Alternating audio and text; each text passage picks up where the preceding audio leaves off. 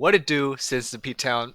Oh, sorry, grab my water bottle. Oh gosh, you know what this is. This is none other than the Ptown Agenda 2. These are things that I'm looking forward to that I just can't wait to participate in come the rest of 2024. Let's get into this. Starting as soon as next week, I'm going to be playing Persona 3 Reload episode Aegis. This is a part of the expansion pass of DLC for Persona 3 Reload, and I believe this is the last batch of release. But either way, come September 8th or 9th, we're going to get episode Aegis, which is kind of like the epilogue to the Persona 3 story, also known as the extra added content in Persona 3 Fez. Many fans of the game speculated when Persona 3 Reload dropped at the beginning of this year if it would adapt um, the rest of Fez. It didn't, but they are going to add it on for the price tag of $35. And I'll be honest, I'm kind of one of the people. I'm one of the reason why Atlas is going to get away with this because I'm going to be playing this. I've already bought the expansion pass. I'm such a clown, but anyways, I love Persona 3 Reload. It allowed me to experience the greatness of Persona 3, which was always there, but with the remake, it definitely allowed me to play it more, I don't know, accessibly, the data life improvements, the visual improvements, things like that. And I am very excited to see through the remainder of the story. I did originally I played a little bit of Fez, but never finished it, so that's why I kind of feel obligated to play episode I guess. But looking forward to that. It's going to be great. I'm going to have a great time, and yeah, so. That's as early as next week, September. Another thing that I'm going to start in September is none other than start my Naruto manga read. So, as you are probably aware by now, um, Naruto is one of my all-time favorite series. It still is. I mean, low key, but high key. It's high key. So one of my favorites. It's been a long time since I've revisited the series. I've started to miss it a little bit. It's been about like 5 years or so since I was last watching it. I'm all finished now, but that was the last time I visited it. So I decided for my next Naruto experience, why not read the manga in its entirety? So these are actually my Naruto volumes right here. Some miscellaneous titles and I guess volume entries here and there, but I've never read it in its entirety from start to finish, and so I'm going to be rereading Naruto. I'll say next week is when I plan to do it. So I'm really excited because I've read bits of the manga growing up, and these are the volumes that I own. I understand that I'm going to be missing out on some of the big things and details, or both the big things and the details in the anime, such as the iconic music, the phenomenal soundtrack, as well as the extended or added scenes, whether or not it's in the action or the fights or the dramatic scenes. I know that the famous scene with Shikamaru and his dad was anime only. That was not in the manga. And just details like that, I know I'm going to miss when reading the manga, and it's going to add up over time. But I am looking forward to reading the manga because, I mean, who doesn't love the panel spreads in Naruto? They all are iconic and awesome.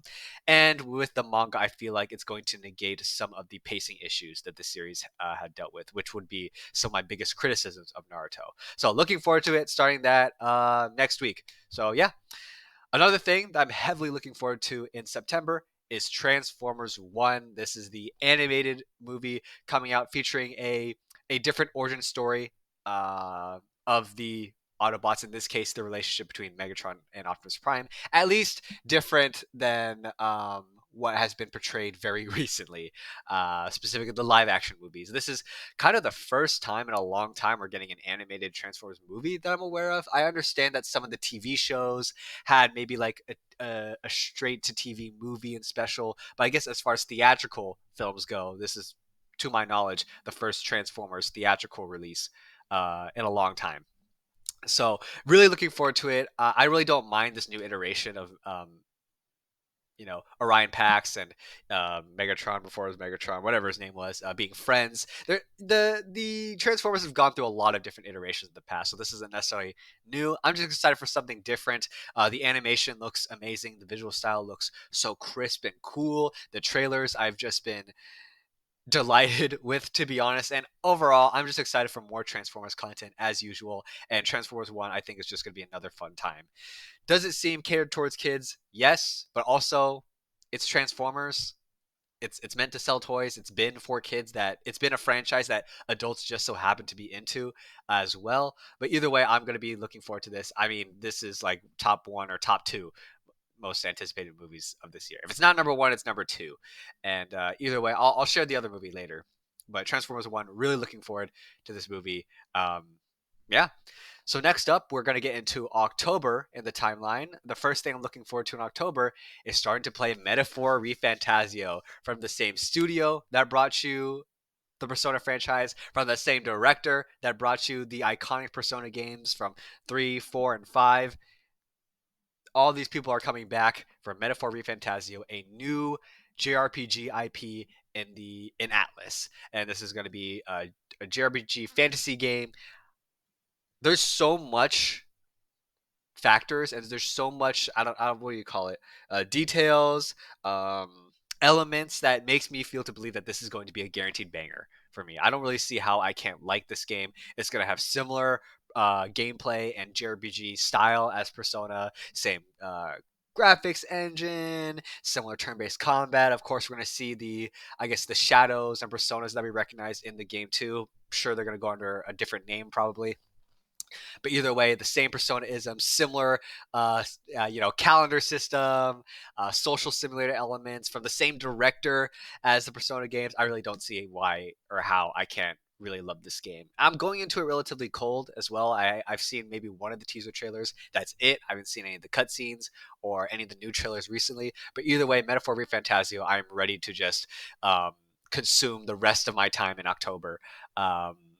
With this game. I'm just so excited as a big Atlas fan and a big Persona fan. Yeah. But hopefully, in between then, I'll get to the other things I'm looking forward to in October. Another thing is a UFC fight. I haven't really covered UFC much on this channel because I retired from covering it month to month with all the pay-per-views and the reactions. But I've still been keeping up with the UFC, still been watching it, and will still do some UFC content down the road. But for right now, I will highlight this matchup that I'm really anticipating, which is Brandon Royval versus Tatsuro Taira in a UFC flyweight main event in October 12th, I believe. So really looking forward to this fight. I mean, I love the flyweight division. It's one of my favorite divisions of the UFC. I think it's very high skill level. I'm not going to praise it as like the biggest in name, or I wouldn't even say it's necessarily the deepest either.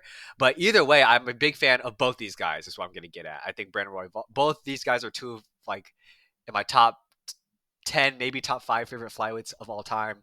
Brandon Royval, who's such an entertaining fighter, high pace, high finishing instinct, extremely entertaining. And then we have Tatsuro Taira, who has been my favorite UFC prospect ever since he debuted in the UFC.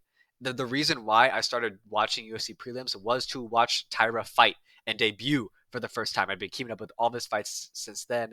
I'm absolutely behind Taira becoming a future champion. I do believe he's a future champion. And also, I'm behind Brandon Royval getting another title shot after beating Brandon Moreno on short notice and kind of coming back from getting 50-45 by Pantoja.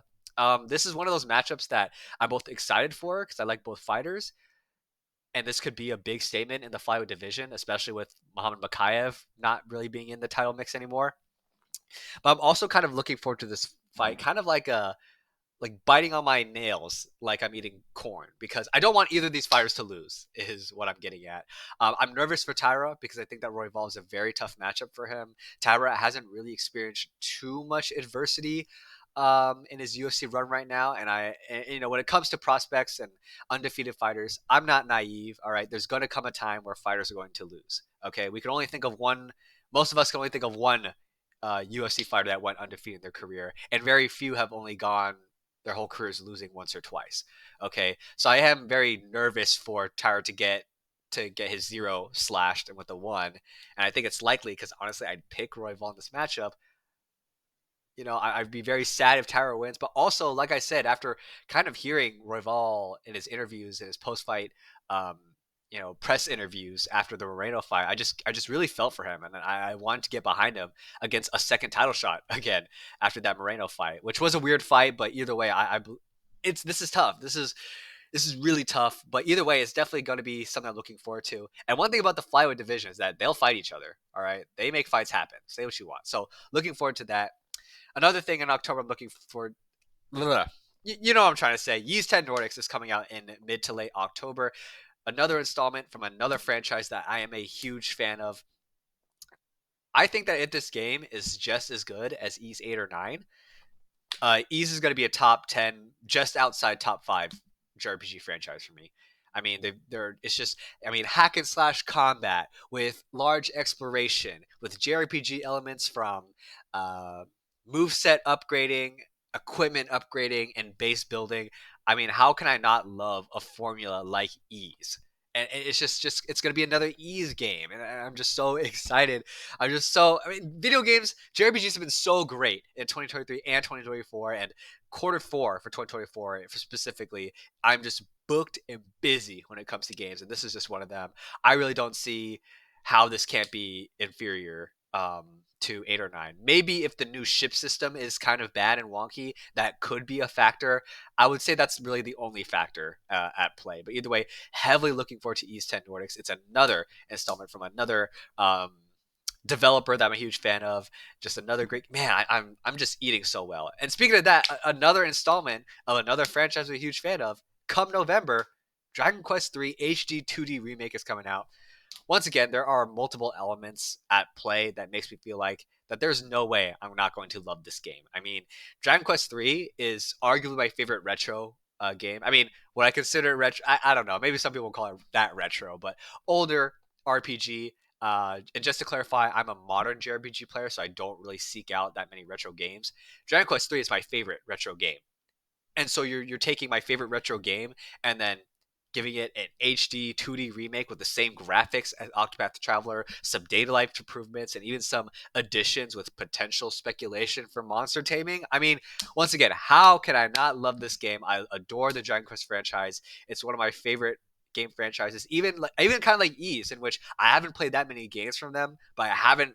But for the very few that I have, it's just been banger after banger. So this is like probably as of right now my most anticipated game of the year.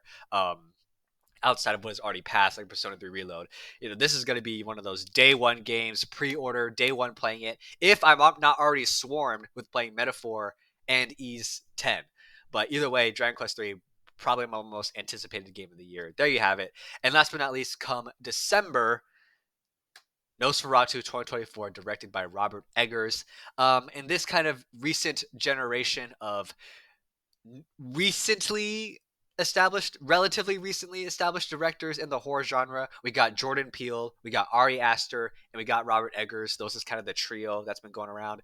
People have different preferences of who they like more, which movies they enjoy more. For me, I'm a Robert Eggers guy. I really love The Northman. I think that The Lighthouse is one of my favorite movies. And The Witch, once again, I'm not really a horror fan, but The Witch, I think really, I wouldn't say resonated. It really, I would say pushed the right buttons for me, just hit the right notes. And with Robert Eggers' consistency across his first three films and now his fourth film being his passion project that he's been trying to make for a long time, with the original Nosferatu being one of his all-time favorite movies, I mean, this movie's going to have the sauce. All right. I think this is going to be one of those movies that has the sauce and the aura the same way that Matt Reeves' The Batman did.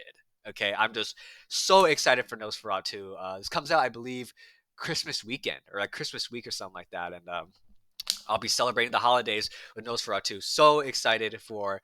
I'm not often excited for horror movies, so I think this is something that's exciting for me to look forward to. And there you have it. That is everything that I'm looking forward to. For quarter four 2024. Let me know what you've been looking forward to throughout the year. What things have that you were anticipating that lived up to the hype. Anything you're disappointed in. Go ahead and let me know down below in the comments. I got multiple videos on the way relatively soon. Thank you all for watching. Thank you all for the support. And I'll catch y'all later.